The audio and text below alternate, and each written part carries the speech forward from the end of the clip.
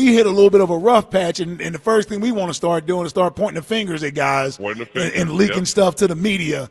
And that, to me, it's not directly Coach Sirianni's fault, but it's his culture that he is setting that I think doesn't allow for them to sort of fight through this stuff and stay banded together versus separated. And this was the first week that I started worrying, like, man, this thing might cost us another shot at the Super Bowl. Like, I don't know if we're going to actually get there.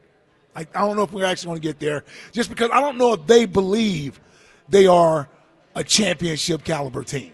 I don't know if the players believe that. I don't know if they believe that. They say it. As a team. Yeah, as a team. I'm with you.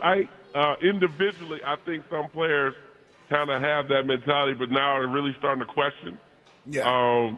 And I know some people would say, well, it happened under Andy's watch.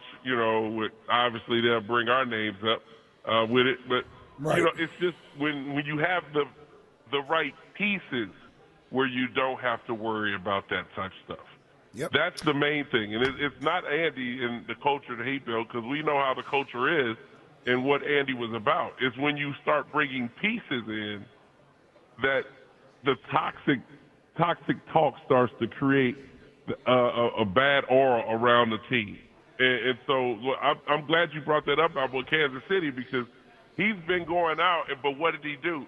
He pulled away one of the toxic parts of it, and that was when he decided to go a different direction, from Tariq.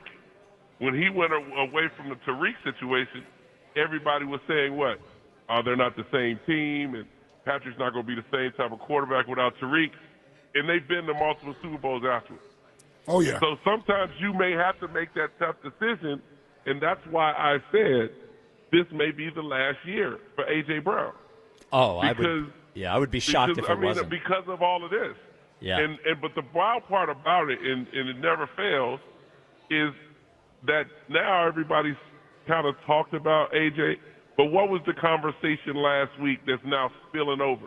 It's about Jalen and how people feel about Jalen and coaches and players and his on-field stuff, where it's so funny because it's almost deja vu again. I've been through it. I've seen it happening, and it was just a matter of time before all of this talk starts happening.